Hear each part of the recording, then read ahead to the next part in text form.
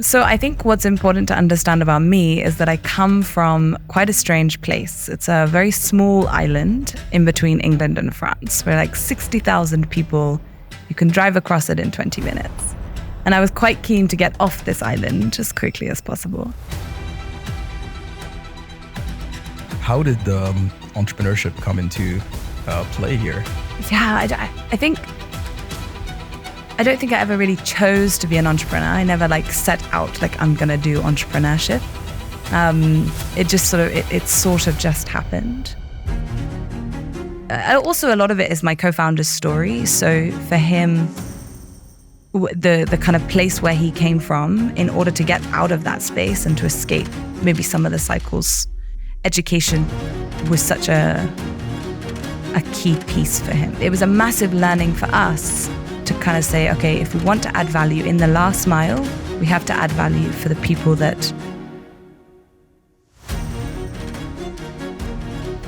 Is entrepreneurship for everyone? Before we did this interview, you kept on telling me, do not give me one-word answers. And I just gave you a one-word answer. So what are you building right now? And how did you know what idea to work on? Yeah, it's interesting. We actually didn't start with an idea. We started with a belief that... Ali, welcome to the podcast. Thank you for having me. I'm excited to be here. What are some of the key life events that shaped you into the person you are today? So I think what's important to understand about me is that I come from quite a strange place. It's a very small island in between England and France. We're like 60,000 people. You can drive across it in 20 minutes. And I was quite keen to get off this island as quickly as possible. And so I went to university, I did my bachelor's in the Netherlands. From there, I went to India, and then that's how I found myself in Kenya through this kind of route. But I also spent a year between doing my bachelor's and finishing high school, sort of traveling and earning up some money and traveling the world. And so I've always wanted to live in different places, learn from people, and fascinated by culture and that kind of why people do the things they do and why it's different from where I'm from. And what can I take from where I'm from and bring that to different contexts. So I think I'm fascinated with the world. Yeah. What do you think when you say what you could bring to those experiences? What do you think are some of the things that you learned from being on the island? The other context about this island is that it's a tax haven. It's a financial hub. There's quite a lot of opportunity and access on that in that place. So you have access to opportunities that you might not have if you were from somewhere else. And I think that meant that I was kind of exposed to a lot. I was able to access opportunities that I think if I was from somewhere else, I wouldn't have that. And that context is really interesting. And when we think about what we do at Skizaa, because my co-founders, both of them, their background is completely different. And so when we have conversations about what we're building, we bring these completely different perspectives and histories of the world in terms of this is what my school experience was like versus what their school experience was like. And that perspective causes very interesting conversations. How did entrepreneurship come into play here? Yeah, I don't think I ever really chose to be an entrepreneur. I never set out I'm going to do entrepreneurship. It sort of just happened. I think my co-founder, Ngugi, is very business-minded. And so he's always been building informal businesses throughout his whole life, childhood. That's sort of his background. And then when we met and we had such a fusion of ideas, we just stumbled, okay, let's try and build a business out of this and out of the idea. So I never decided to get into entrepreneurship. And what were you doing before entrepreneurship? What were some of your early jobs, or what were you doing early in your career? Yeah, so I was working in the impact finance sector. So we were working specifically in impact measurement. So we were advising family offices, impact funds, foundations, development finance institutions about how to measure their impact, whether that be from like a theoretical perspective or then actually collecting and then doing the impact reporting. So kind of coming from the other side of it, in that I came from the finance side, did a number of other things in the impact finance sector, really interested in blended finance structures, and kind of a firm believer that how we fund things is as important, if not more important, in terms of as what we fund, right? Like, so kind of working in the finance industry before, and then wanted to move much closer to the end beneficiaries. That's the terminology in the finance, in the impact finance space, right? But so wanted to move much closer to the action, and I guess that's how I found myself here. And how did you know what idea to work on? Yeah, it's interesting. We actually didn't start with an idea. We started with a belief that teachers are really important in the education space, and that if you wanted to change things in education, you had to talk to the teachers. I think in recent years, there's been a focus and a drive towards being very student-centric, which is great. But if you miss out the teachers, I think you're missing a really key piece. And so we just spent, for the first 6 months, we spent just time just talking to teachers. We just had like hundreds of conversations with teachers from across the continent and internationally, just sort of to understand what are the things going on here, what's at play. And then the idea developed from that point, actually. It wasn't that we came up with this idea. We knew we wanted to work in the education space and affect change in underserved communities. So we work in last mile schools. So we knew that, and then we went out kind of trying to figure out what exactly we were going to build to address some of the problems that came up. Why education, though? Did any of your co-founders have any experience in education, or like what drove you to education? Because there's agriculture and so many other sectors. There's so many other sexier sectors to be in. It's not the best sector, but it's a very important sector. And I think I'm a believer of, like, if you want to affect change, education is such a key building block. Also, a lot of it is my co-founder's story. So for him, the kind of place where he came from, in order to get out of that space and to escape maybe some of the cycles that he was in, education was such a key piece for him. So I think his community came together and funded his education in India. They funded his flights and kind of first term there. And he always kind of had this in the back of his mind that he wanted to go back and help that community. But realizing that you can't go back and save everyone, right? You can't save. There's only so much that we can do as individuals. But he knew that there's something that maybe he can do for their children, right? Like if his friends can't get out of that cycle, maybe their children can, and it's maybe through access to education that he's been able to. And that's kind of been a driving force of like why we wanted to work in the education space. Interesting origin story. So what are you building right now? Yeah. Okay. So we're building, it's Skiza Education, and we're building a data collection and analysis tool for organizations working in last mile schools across Sub-Saharan Africa. So right now we're primarily working with NGOs and nonprofits that are working or running programs in rural regions, or also regions in informal settlements. And we are basically what you would call a monitoring and evaluation tool for these organizations. So that's what we're building. It's an interesting sector because it's something that I was talking to one of my friends about the other day, where we were talking about a lot of these nonprofits.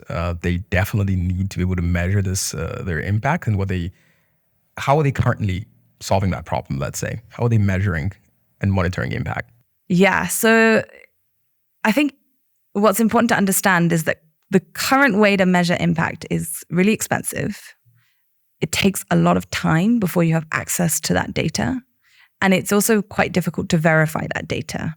So that's like kind of a high level understanding of what are some of the challenges. What they might currently rely on are sending field agents out to these areas to start collecting data. You do see some integration of offline surveying applications, but in the regions that we work, that comes with its own added complexities, and also the analysis of that data takes a lot of time. So one of the organizations that we work with in Uganda, they had been operating for 3 years, and in that time had struggled to produce an impact report of any substance in terms of the data that they were collecting. Even you hear examples of we were collecting data and then the data got lost because it was all on paper. So there's a lot of challenges. It got rained on. That happened. That did happen. Really? Yeah. So because we collect school data. So school data includes things like attendance records, academic records, school grades, things like that. There was an attendance register that was in a classroom in a rural school in Uganda. And then the rain came and it leaked through the classroom and all of the attendance records for the year got lost. And this is really important data. I think it's really important to understand that in rural Uganda, the dropout rate of primary school children can be as high as 70%. Across the continent, 30% of children drop out of school before finishing primary education. If we don't know where these students are going or what's happened to them or why they dropped out of school, designing interventions and addressing some of these challenges is really, really difficult. So this data is important for the NGOs that we're currently helping, but broadly, some of the trends that we can start to kind of draw with this data is going to be really important for people trying to solve problems on the continent. Yeah, in case of a dropout, right? So what kind of data do you record there? Like students have stopped coming to school. Do you go further and try and ask them, oh, why? And let's follow you up. Is that your responsibility as a company, or you kind of just give the data to the client and say, hey, the students have stopped coming to school. Don't know what you're going to do about it. Yeah, so we're not trying to change the behavior necessarily. So what we're trying to do is digitize these processes that are already happening. So we collect things like, and it's dependent on the organization that we're working with and what their focus might be. So in the case of an organization that is really interested in addressing student dropout, they would be collecting things like, why the student's not in school, but also what they do quite regularly is home visits. So if a student has been absent for, let's say, 8 days, dropout is 10 days absent consistently from school. So if at day 8, you've been able to see that child has not been in school, then the teacher would then be able to conduct a home visit. But what's interesting is the class sizes that we're talking about are 100, 200 students. Keeping track of which students are in school and what aren't is really difficult. So being able to give that data actually to the teacher is actually very empowering, because previously the NGOs sitting in whichever respective city they might be based out of, they would get this data, it might be months later, and you wouldn't actually be able to make any interventions. But by being able to digitize this data and having access to it in a much closer to real-time way, you enable the organization to make interventions, but you also help the teacher identify, okay, this student, I might need to conduct a home visit. This student seems to be doing all right. And kind of empower them with the data as well. What were some of the early days like of building the company, right? I know they could be quite brutal. And just take me through. So you've realized the problem. You have some kind of idea of what to do. What were the first couple of steps? Yeah, so we built this product 3 times and then had to scrap it twice. And part of that is because we didn't really understand who our customer was. So we've been doing this for 2.5 years, but over the last 6 months is when we've really started to kind of get traction and build up something that we think is along the lines to product market fit, right? But in the early days, what we were trying to do is build for schools, and we thought that schools could be our customers. I think if you go to rural regions in Uganda and even in Kenya, you'll realize that there's not government necessarily funding these schools with additional capital to spend on things like EdTech. And then there's also parents don't have capital or disposable income to spend on things. So we were really trying to figure out who exactly is our customer. And it was a massive learning for us to kind of say, okay, if we want to add value in the last mile, we have to add value for the people that have capital, which are the NGOs and nonprofits working in these regions. That's a very interesting point, because I think that's a really big problem in EdTech. It's really finding who's the customer, right? Nobody wants to pay for anything in EdTech, right? The beneficiaries or the users, let's say, of the product don't necessarily have the money. So you always have to like find innovative ways of being able to charge for your product. That's really interesting. Let's go back to this notion of EdTech not being sexy. Why do you think it's not sexy? I think probably precisely for that reason, trying to find who has the money to pay for solutions is very difficult. I think there's also a notion that education is a public good, and so it should be government funded, or there should be some sort of other way of funding this outside of the private sector. And then I think, I guess routes to revenue aren't as obvious. They aren't as clear cut as maybe fintech, where you can clearly see where the money comes and how it flows.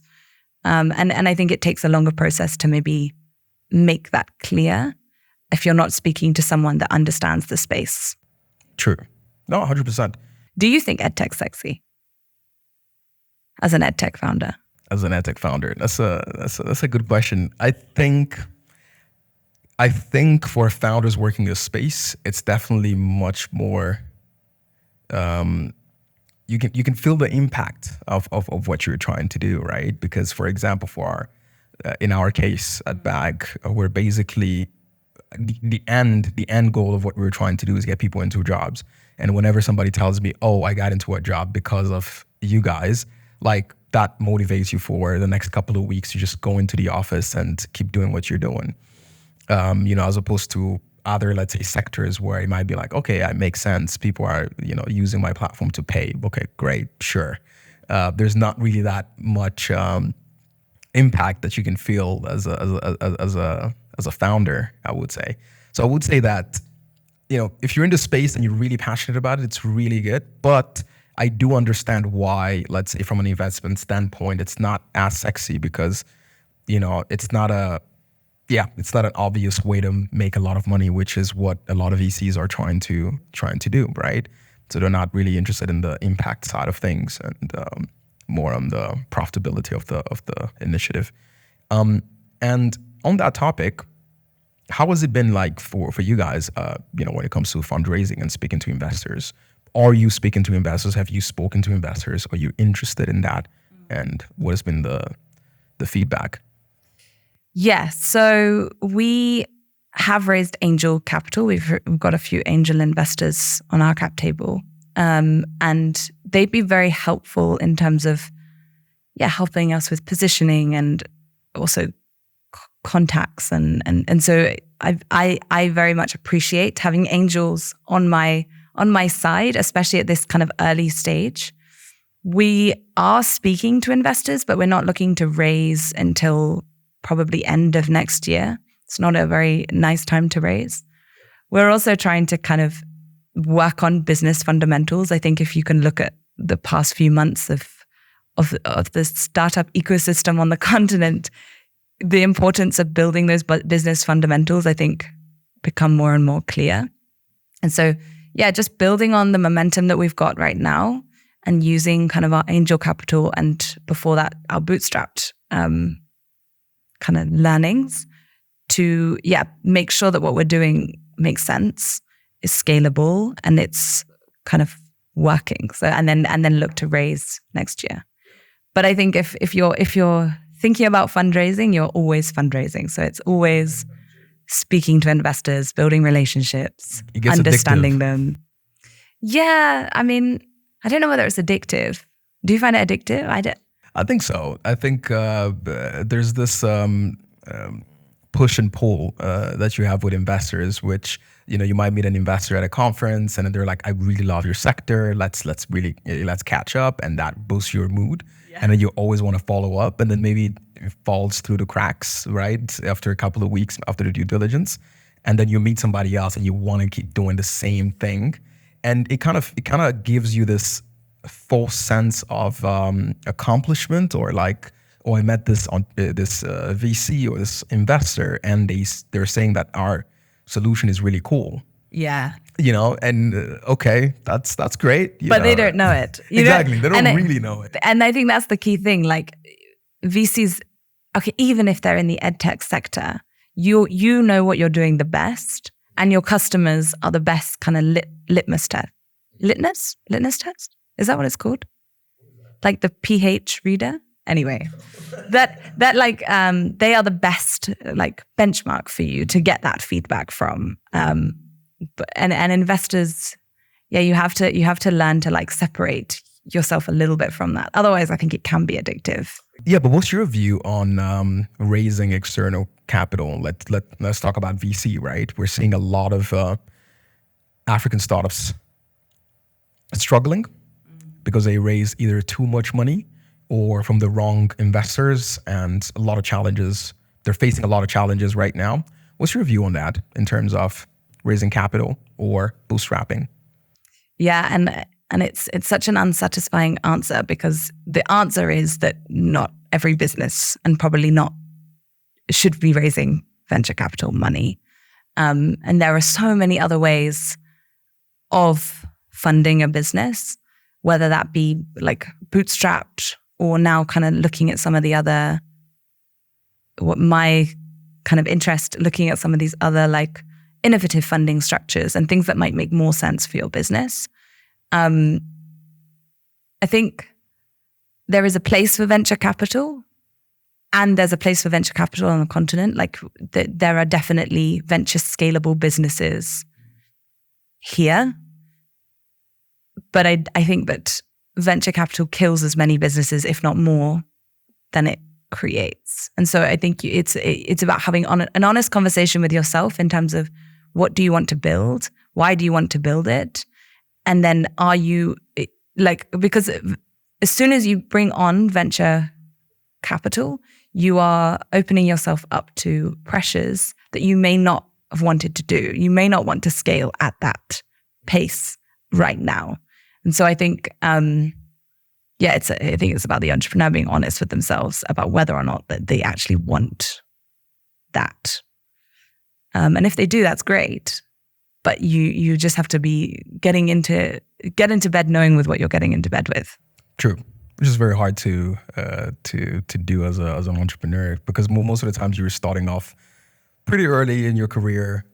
You've never done this before, and it seems like the thing everybody is doing. Yeah. And I should be doing that too. Why not? I should be raising VC funding. And nobody really talks about like, hey, don't. Maybe. Yeah, exactly. Literally. But then the other thing I think, and this is like particular, maybe not only to the continent, but I think you see it a lot, is that you lack access to the networks that can help you raise angel funding, or like what you would call like that friends and family round. Yeah.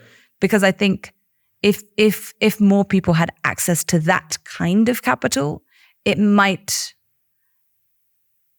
I think that's one of the problems. I think if there was more of that kind of capital moving around for tests, for experiments, I think you wouldn't see a jump of like, okay, I must talk to an institutional investor right now, because ultimately probably you shouldn't be talking to that person at the stage that you're at.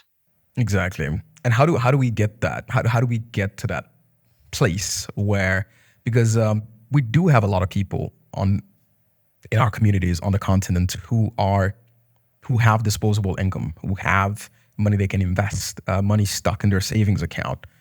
And they're more interested in buying a piece of land, flipping it for a higher price and making a good profit there. And we're here talking about, hey, you should be investing in me, but I might die tomorrow. Nobody knows. And so how do we de-risk our companies for these angel investors? Yeah, I think you're seeing like, I love seeing the in Nairobi, in Kenya, you're seeing like a lot of these angel networks coming up and a lot of education around how do we bring people into these angel spaces, which is great. And that's like a necessary part of it. So I think there's always two sides. And then from a business perspective, I guess, don't worry so much about it. Only worry about your customers. Only worry about whether you're building a business that makes sense. And I think that cuts through most of the noise.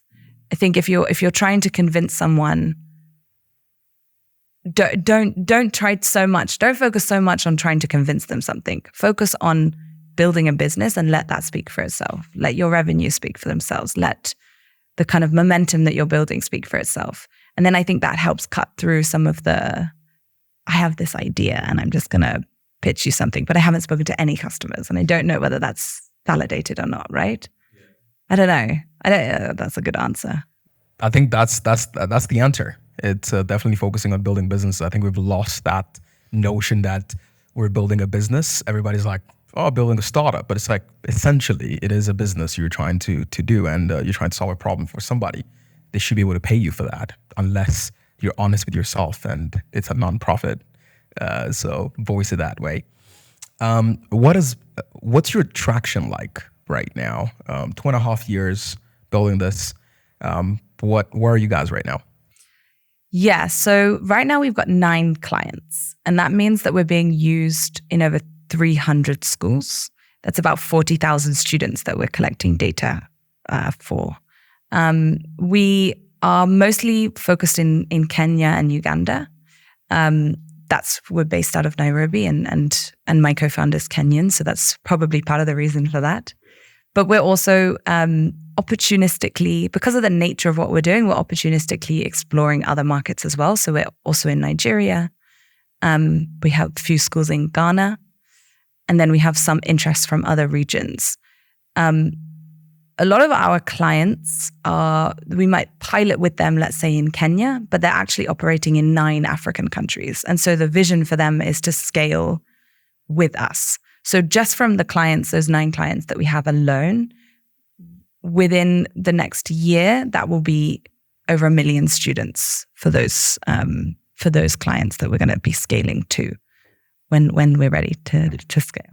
First of all, impressive numbers. That's definitely 2.5 years, multiple countries, and the number of students is definitely super impressive.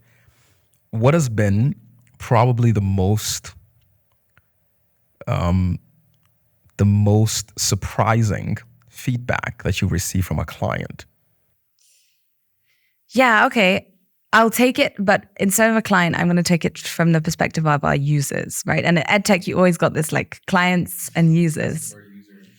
So our users are teachers. And we get asked a lot about, how do you incentivize teachers to use they collect data for us via a mobile application, and we digitize their administrative processes via an offline mobile application. And we get asked a lot, how do you motivate the teachers? Do they view that? Do they like doing that? I think what surprises us is how active teachers are and how excited they are to start integrating technology. I think there's kind of what is the word here?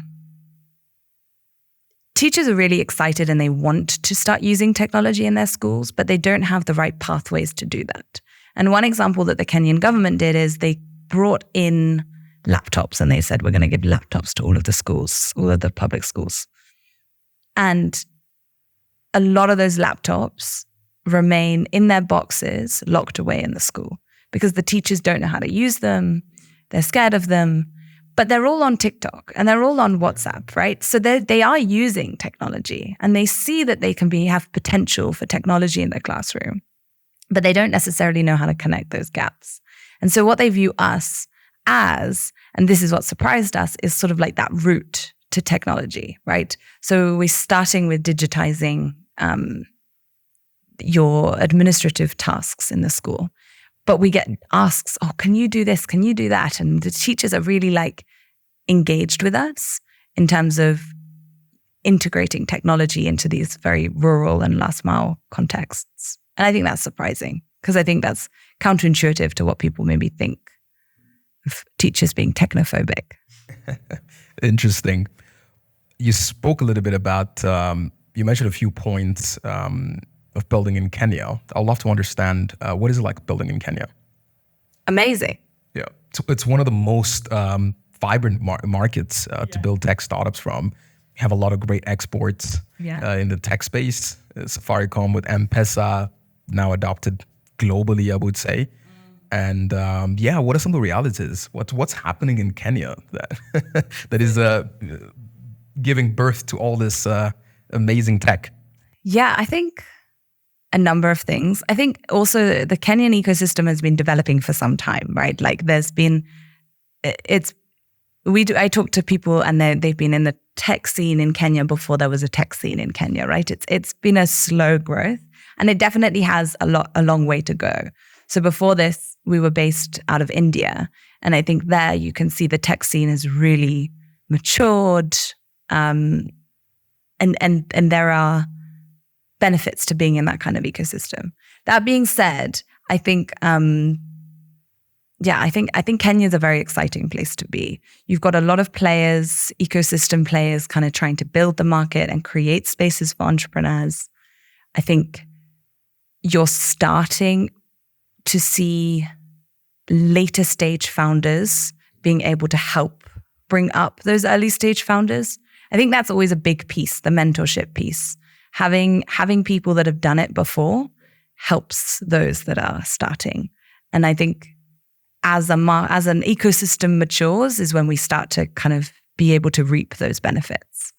It's not like in Silicon Valley where you can like throw a stone and hit someone that's exited, and be able to ask them, how did you do that? We're yet to have like any exits like of that scale in Kenya. So I think there's still some place to go, but it is very vibrant. And there is a lot of excitement about the potential. And I think you mentioned mobile money. I think when you think about Kenya and technological adoption, mobile money is everywhere. Like we don't carry cash. And that creates already a foundation for tech startups to leverage. And so that's exciting. So Kenya is a cool place to be. What about competition? A lot of founders from other markets look at Kenya and they're like, yeah, it's great, but for probably any solution that you're about to bring, there's like 20 other people who've been building that for a couple of years now, and they have a lot of great traction. So many entrepreneurs might be a little bit scared to scale in that market because they feel like there's a lot of competition. What do you think about that?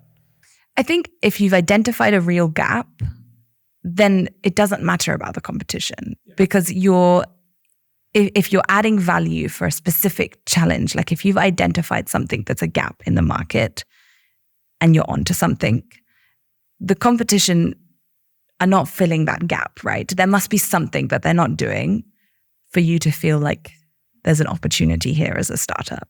And if that's not the case, are you really filling a gap? Or are you really building a business that's innovative or different or you're just building it for your small community? Yeah, I don't know. But then also the challenges, I think, in different countries are different. Like the gaps look different. I don't know. What can other ecosystems learn from Kenya?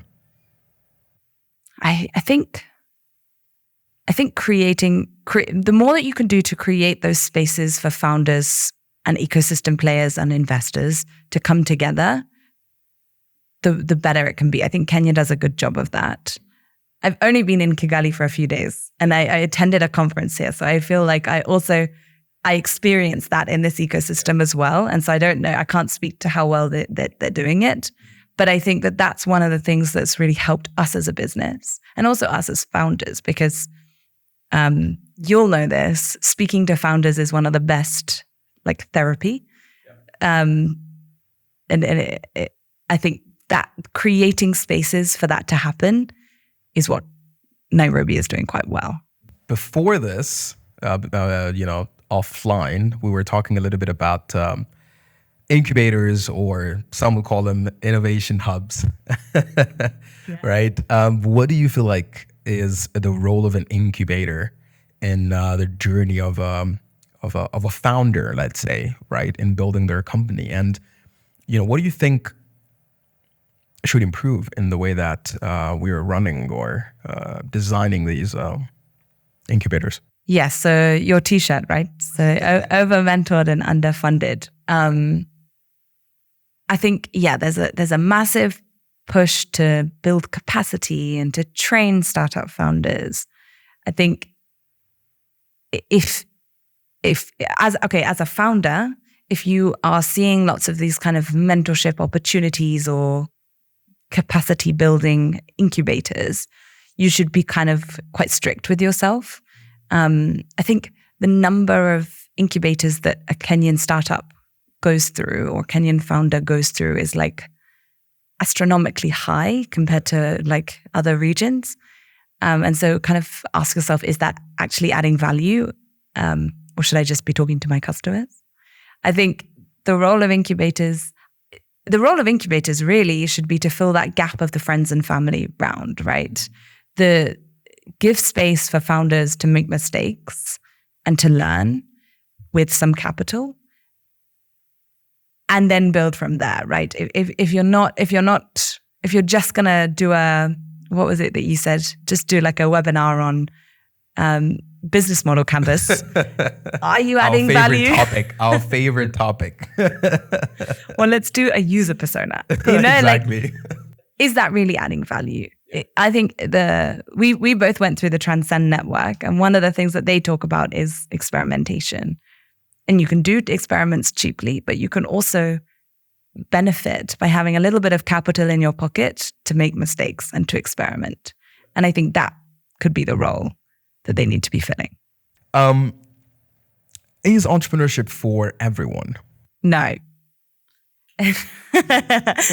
Before we did this interview, you kept on telling me, do not give me one-word answers. And I just gave you a one-word answer. No, it's not. And that's a good thing. I think entrepreneurship is something that's it's been very glamorized, and we were also discussing this before.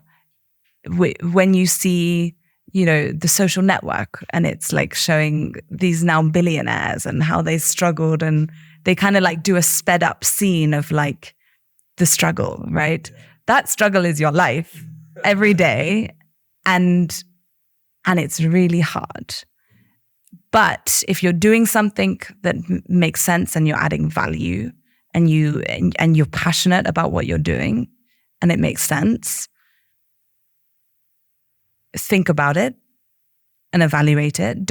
I think it's not like I quit my job and then I had my job, I started on the side. And I think, that there's this other thing, investors won't invest in you until you're full time. You're not ready for investors, like for the first however long, right? Figure out what you're doing, figure out whether it makes sense, and then take that leap. But don't jump into entrepreneurship because you think it's a fun lifestyle, or you're going to have like $1 billion exit in 2 years, right? Like that's not most people's experience. And then evaluate whether a startup is what you want to build. Like, do you want to just build a lifestyle business? Because you can make $1 million a year building a lifestyle business. Yeah. But is it really a startup? Is it really something that's scalable and venture backable? Is that the path that you want to go down? And then realize it's your life. Like, it consumes your weekends. People say that, you get to choose when you work. What that means is you work all the time, right? Like, so yeah, evaluate it properly. Or you were your own boss. And I think I read somewhere that actually it's the opposite. Everybody is your boss. Your employees are your boss. Your customers are your boss. Your investors become your boss. Exactly. So you're not necessarily your own boss. True. Yeah. But someone listening to that, and first of all, before we get to that question, I would love to know, so how do you know if you should build an SME, let's say, that will just generate revenue from the get-go, or you should build a startup? Is that a decision you need to make before you get into the entrepreneurship world? Is it driven by the nature of what you're trying to do? Yeah, I think those questions are interlinked, right? So first of all, like, what is the problem that you're solving? Yeah. And does the nature of the solution mean that it has to be something venture scalable, right? Like, is the scale of the problem such that the only way to solve it is with technology? Or is it something that is much more kind of small scale? And I don't know. I don't know whether there's an answer, but I think you should constantly have that evaluating in the back burner. Like, I think, I don't know whether you've seen the show Girl Boss on Netflix. I think I've seen it suggested, haven't. Yeah, so that's based on this true story of the founder of Nasty Girl. And she built this incredible business on eBay where she was making so much revenue. And the business itself was just exploded in front of her. And she was essentially building a lifestyle business. And then she was approached by a venture capital firm and they invested a lot of money, probably too much money. But because of what she was building, because of the incredibly impressive traction and the scalability of what she was building, she was approached by venture capital. And when you're approached with a massive check, you take that check, right? And so within a few years, the business just completely crashed. And you've probably never heard of Nasty Girl now because the business collapsed. And I think she, as a founder, like now she's done a number of podcasts and she's like, she had no idea what venture capital meant. She had no idea what that money meant and what she would be expected to do on top of that. And she wasn't trying to build a business that was going to do what the investors were wanting her to do. She was trying to build something very different. So I think it's like being very honest with yourself about what you want to build, and then also the market and what the market is there to absorb. But somebody's listening and they're still like, okay, I still want to do the business. I've seen Ali and I'm very inspired and I do have some ideas. I'm working at a boring job. I want to make an impact in my society. What are some of the couple of steps they would take to be able to start their venture? They have an idea or they don't have an idea, let's say. Talk to customers. Talk to who you think your potential customers would be. Understand them better than they understand themselves. Understand why they make decisions. Understand what their pains are.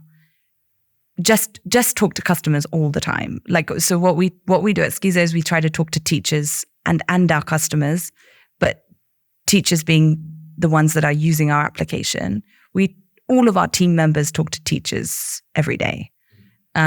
Whether that be on WhatsApp or whether that be just calling them up and just understanding how's it going? What's that process like? So even at this stage, and we're still early, but even at this stage, we're just spending all that time just talking.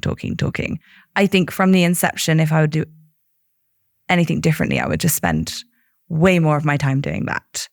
We did do that, but we also got distracted by other things like, let's make a pitch deck or let's do this, just talk to them, just really understand them so that when people ask you about that space, you know it. So just talk to people.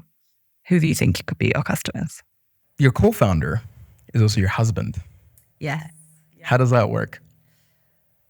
Yeah, it's, I wouldn't recommend it for most people. So I have two co-founders. So I have the Gugi, who's my husband and the CEO of the business. And then I also have a CTO. I think having three of us also helps because when we have business discussions, it brings an element of like, okay, this is work, right? Setting boundaries was really important. Early on, we probably came into more challenges, but we've learned to kind of deal with conflict and how we separate out our lives. I think it's one of our strengths as a business now because we bring such different backgrounds and perspectives and ideas, and we're able to collaborate in a way that is very effective and very productive. But yeah, it was a lot of like groundwork. This is how we're going to resolve conflict. This is what's acceptable. This is what's not acceptable. And setting up some of those boundaries. So I think it's been very good for like the business, but also then for our relationship. It's been, communication is everything. And they say co-founders are like a marriage anyway, right? Like that relationship with them, those conversations about conflict resolution. There's also conversations that we have with our other co-founder as well, right? How we deal with certain situations and what the boundaries are.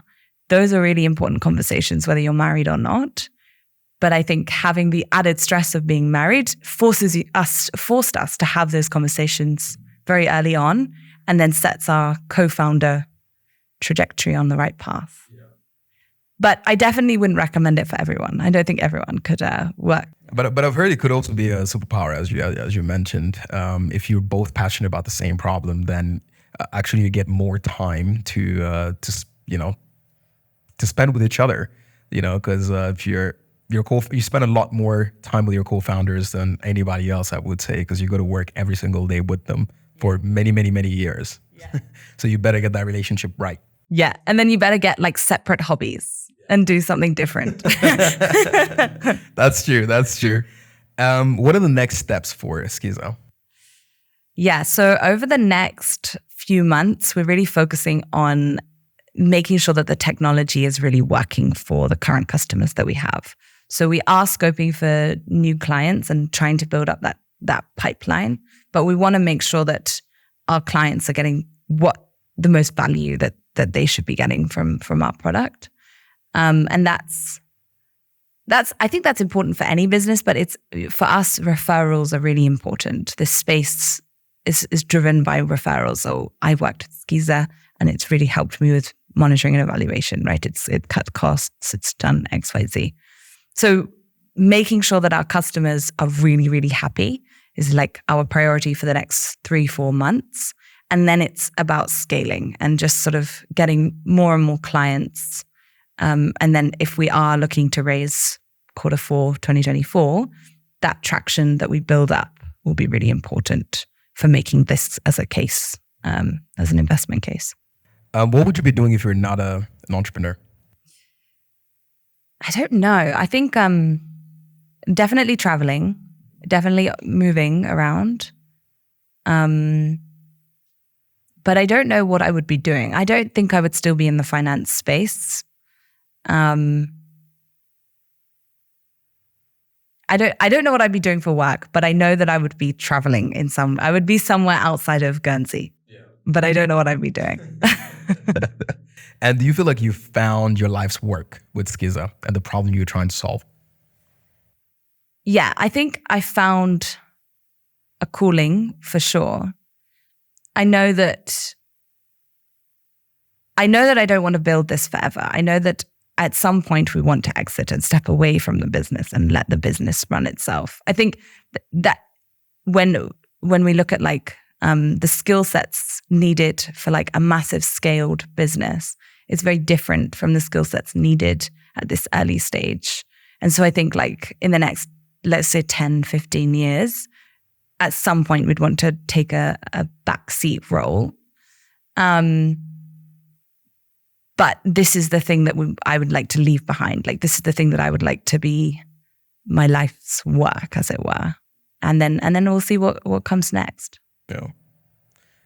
How would your co-founders describe you in 3 words? I don't know. How would they describe me? This is supposed to be rapid fire, I'm imagining. And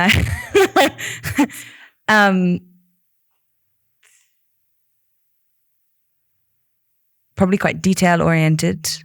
I do a lot of 3 words, detail-oriented. You can explain them. That's fine.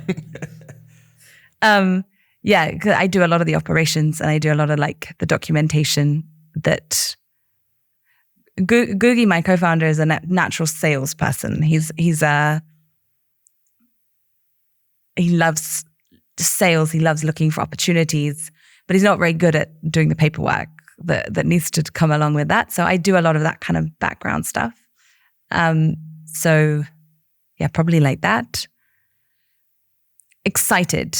I get excited about things. I'm very passionate. And one thing I say is I experience emotion very physically. So if I'm excited, I jump up and down. If I'm like sad, you can see it in my face. I'm very like emotionally honest.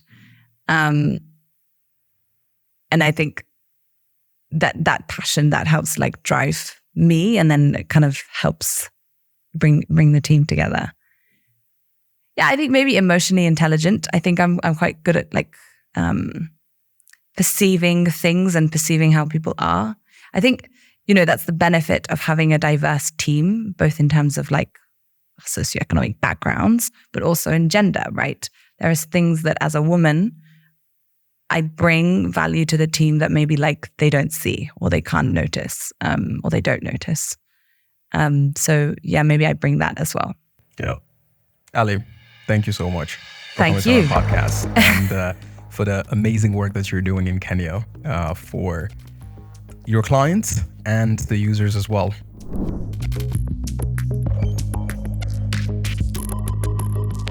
If you enjoyed this episode, make sure to hit that like button, share, and subscribe to our channel. See you next time.